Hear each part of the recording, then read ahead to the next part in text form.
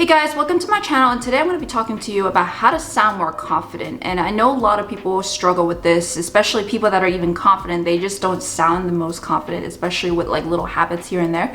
So today I'm going to be talking to you about how exactly you can start sounding more confident and sound a little bit more professional when it comes to the workplace.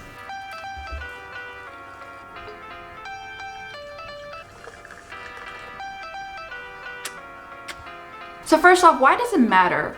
It does actually matter in terms of exuding confidence to those around you, especially when it comes to people that are nervous about like a particular project or maybe like a little venture. You want to sound confident so that way you exude confidence to them and they feel a little bit more confident as well. It's going to be a little bit more of like a leadership skill and even charisma as well to really make sure that you can help persuade people. I think it's, especially when it comes to consulting, it's definitely key, because if you don't sound confident, your client won't sound confident and may not even trust you. I've had situations where I've had clients that question people because they don't sound confident even though they know what they're saying, but it's because of these little habits that they just all of a sudden just kind of discredit them, or that they feel like they don't know what they're talking about. I'm going to be listing a few things that you need to stop. There's going to be actually a pretty decent list here, but a lot of these are habits that I know so many people do. Even I do some of them, and I do know that there's always going to be someone that needs to do something better. So first off is don't say or should not say that many of ums, uhs, and likes. What you can do instead is just pausing. I've done this a lot in my filming. Actually, I do say a lot of ums, uhs, and likes sometimes, but then I've gone to the habit of saying nothing.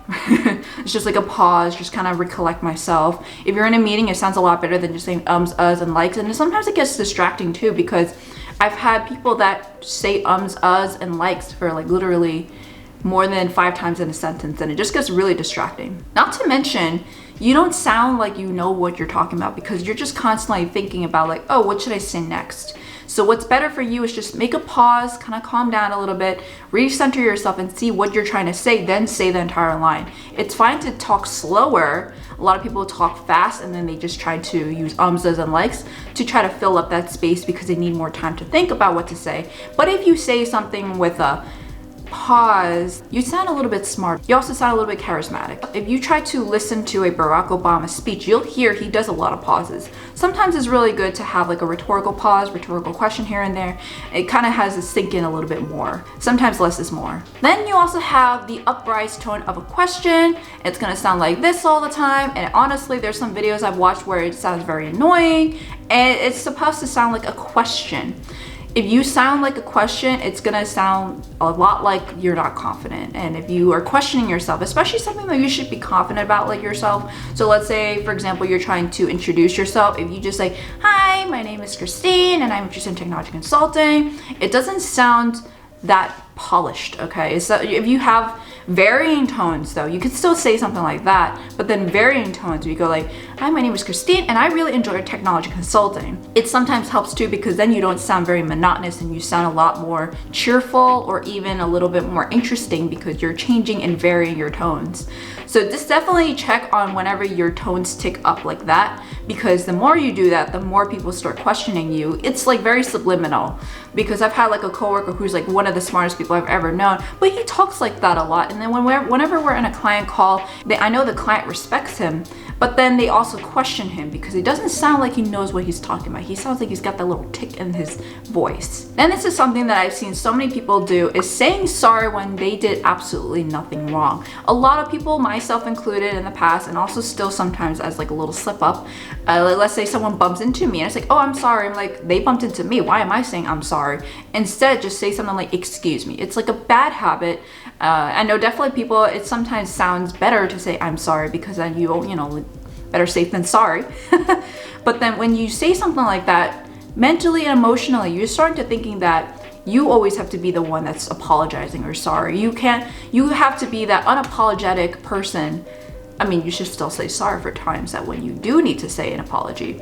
But definitely try to be an unapologetically badass to really get your stuff out there, structure your confidence, and be yourself. Because if you try to apologize for being yourself, that's also going to hurt your own ego as well, and you want to be able to be as confident as possible. The other thing that I've noticed a lot of people, especially younger generation, is that they make a lot of self-deprecating comments like, oh, I don't know what to do, like this, I suck, like I failed my exam, like oh my god, what do I do now?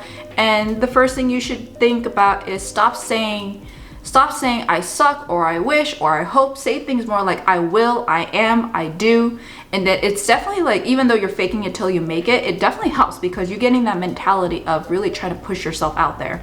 So if, for example, you're an intern at a company, or maybe you're like an entry-level employee at a big company and you feel like imposter syndrome because everyone else is bigger and better than you, then you have to really make yourself feel a little bit more confident. So in this case, like say like, okay, I will do this for you.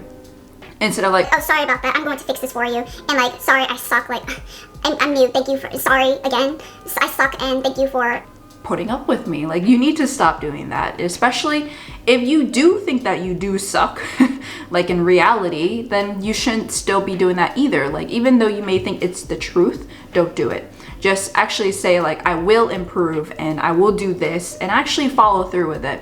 Some people who just say it as lip words, like that's the reason why they're not going to be doing so well to begin with, because that they're not following through. But if you say, I will do this, I will do this, I will also try to do that, something like that, then you need to also follow through, because once you follow through, it's like you also want to celebrate all the little wins. If you don't celebrate the little wins, you're going to think that it's one big failure. Like, let's say, for example, on my YouTube channel, if I failed one video, I'm like, oh, I sucked. Like, I could have done this, I could have done that. But then I have to stop and realize, like, okay, I have another video, you know? Like, I just have to make sure I do it right with that one, with all the things I've learned in the previous video. But then I wouldn't say that my channel's a failure then. I would just say I failed that one video and I'm learning with the next one. Same exact thing as like you're trying to do a project and then you're failing one particular task, but you're doing the other task perfectly or even really good. Then that is also a lot better to celebrate each little win because you have improved. You have to also realize that it's not just the end goal. You want to go through the growth mindset of you are doing well throughout the journey. So one other thing I've noticed, and a lot of people don't realize this, and luckily my mom has actually tried to make me stop since the very beginning, is fidgeting. I know way too many people who are confident and strong and all that, but they still fidget, and it actually is very distracting sometimes. If you fidget like either with your fingers or with your leg, or like maybe you're trying to twirl your hair, that's not fidgeting, but that's still distracting. It still seems like you're nervous and you're also very like not confident. So you want to make sure you stop, and then also make sure to focus on your body language. You want to do the power pose. So that actually goes right into my start. What should you start doing to look more confident? You should do the power pose. If you are standing in front of the room doing a presentation, or maybe you're sitting in a table, you want to do a power pose, and power pose is just like, so something like the power pose. If you're standing, this helps a lot to gain confidence without actually being confident. So I'm going to insert a clip here. We're superheroes. We are superheroes. Hold up your head and enter the arena and face the enemy. Which is actually something I saw in Grey's Anatomy, which I thought was funny because they did it and it kind of worked. So with that, this is something you can do. Don't do it in the presentation. That's going to be a little bit weird and also going to be looking a little bit cocky, but don't do that. But just having that power pose of chest out, chin down, very relaxed, but also don't fidget, don't look down. You want to do eye contact, but also don't do too much eye contact, because then you're going to look really stalkerish. Don't do that. You want to make sure you make eye contact not just with one person, but every person in the room. So the other thing is leaning forward in conversations. A lot of people, they lean back in their chairs and they just kind of like relax and everything. But if you want to sound confident and more powerful, you want to lean forward, and it really helps because it helps you try to stay more engaged, but also helps them realize that you will care to listen. Especially in consulting, this is something you need to do because you want to listen to everything that they're saying, but also have them gain confidence in you that you are someone to be trusted. There's also eye contact. If you don't make eye contact and you just go shiftily looking to the side, or maybe you just hate doing eye contact because for some reason you think it's awkward. I know way too many people who don't do eye contact. They just like look down and they look to their hands, they look at their notes and whatnot. But you should really make eye contact. So if you're talking to someone, make eye contact and then do notes, but then look back up and do eye contact again. So it's really key because you want to make sure they feel connected and that you're actually looking at them. If you are very shifty and you don't really look at them as a person, as a client, then they're probably not going to be trusting you. And also smiling and laughing. There's way too many people who go to a meeting and they just don't smile, they don't laugh, they just think it's business as usual, you should be doing that. But smiling and laughing is actually very infectious and can make them feel a lot happier, a lot cheerful, a lot more laid back, especially when it comes to some like harder conversations. If you smile and laugh and make it more casual. I mean, like, there are some conversations that shouldn't be held casually, but definitely smiling and laughing can really help people be put at ease. Then lastly, you should also be saying thank you and appreciations. A lot of people don't do this. They just do what they have to do. They kind of feel like they have to do it. But you also have to realize that, like, because of what you're doing right now, you probably wouldn't be possible without your teammate or maybe with a leader. So you should say thank you to them, appreciate them. Or maybe if you are a leader or a mentor or whatever, you should also say appreciation, because then they also feel a little bit better about themselves and productivity will also increase.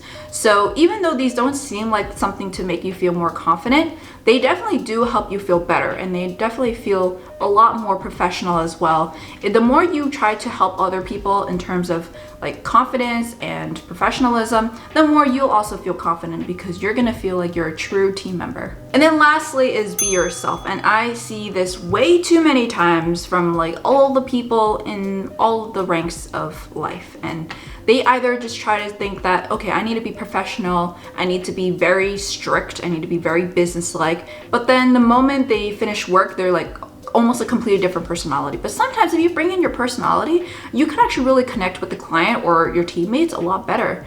So for example, I'm actually not shameful about the fact that I'm a crazy cat lady. I will literally show cat photos and cat videos to them. I mean, like, in appropriate situations, of course. But doing that can really help them feel like they're connecting with you.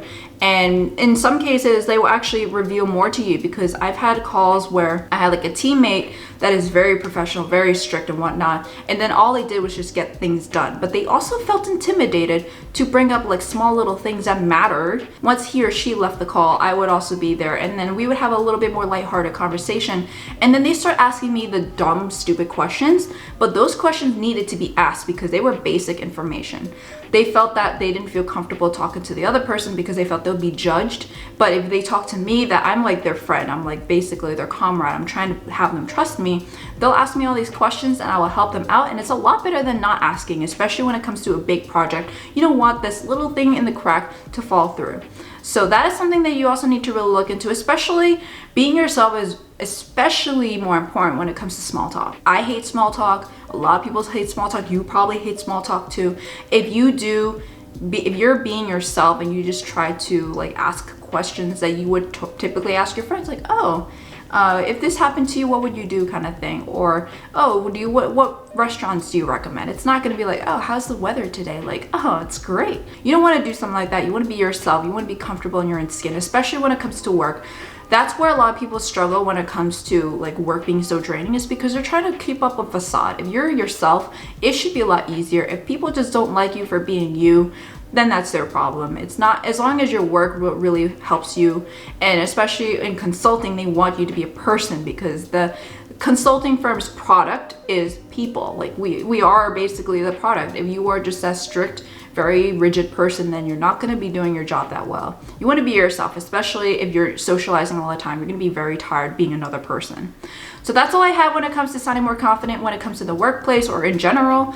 But I think a lot of these are something someone can take away from this. When I was outlining this video, I had to remind myself to do a few things of these. Let me know in the comments down below if you do any of these, or maybe you have some other tips for other people. Let me know, because I'm also curious and I want to sound a little bit more confident too. Because eventually, even though this video is about how to sound confident, once you do them, you'll eventually be confident, because you're trying to exude confidence from within and to the out. And then when you feel more confident with other people, you'll also feel more confident about yourself. So thank you so much, and see you guys next time. Bye.